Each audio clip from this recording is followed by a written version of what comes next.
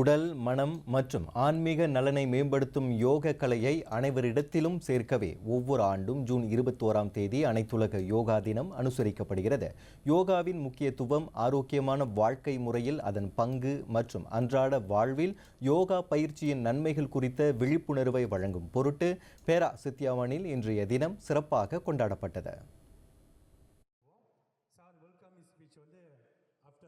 மலேசிய இந்து தர்ம மாமன்றத்தின் சித்தியாவான் கிளை ஏற்பாட்டில் முதன்முறையாக நடைபெற்ற இந்நிகழ்ச்சியில் 5 to 70 வரை பல்வேறு வயதினர் மிகுந்த ஆர்வத்துடன் பங்கேற்றதாக அம்மாமன்றத்தின் பேரா மாநில தலைவர் கிருஷ்ணன் சுப்பிரமணியம் தெரிவித்தார். ஆரோக்கியமான முதுமைக்கு யோகா என்ற அனைத்துலக யோகா தினத்தின் கருப்பொருளை முன்னிறுத்தி நடைபெற்ற இந்நிகழ்ச்சி வயது முதிர்ந்த காலத்தில் உடல் மற்றும் மனநலத்தை பேணுவதில் யோகாவின் அவசியத்தை வலியுறுத்தியதாக கிருஷ்ணன் குறிப்பிட்டார்.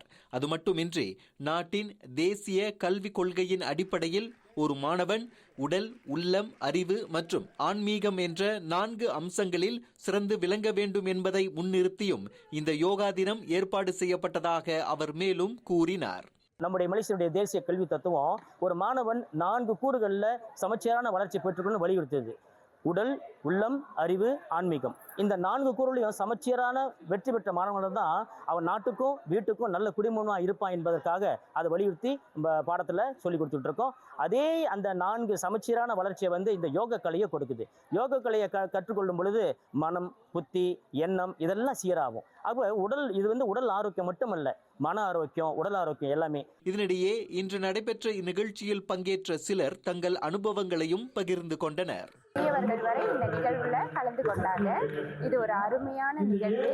இந்த பயிற்சியினை அனைவரும் மேற்கொள்ள வேண்டும். பெரியவர்கள் மட்டுமின்றி சிறியவர்கள் அனைவரும் இதில் பங்கு கொண்டு உடல் ஆரோக்கியத்தை பேணுவது மிகவும் உங்களுடைய கலாச்சாரமான இந்த யோகா எல்லாருமே பிராக்டிஸ் பண்ணணும். நிச்சயமா உடலுக்கு நிச்சயமா இது உடல் ஆரோக்கியத்தை தருது. எல்லாருமே கண்டினியூஸா கான்சிஸ்டன்டா இந்த யோகா செய்து கொண்டு வரணும். பேரா சித்தியாவான் அஸ்தகா திடலில் நடைபெற்ற இந்நிகழ்ச்சியில் சுமார் 500 பேர் கலந்து கொண்ட நிலையில் அவர்கள் அனைவருக்கும் நினைவு பரிசுகள் வழங்கப்பட்டன.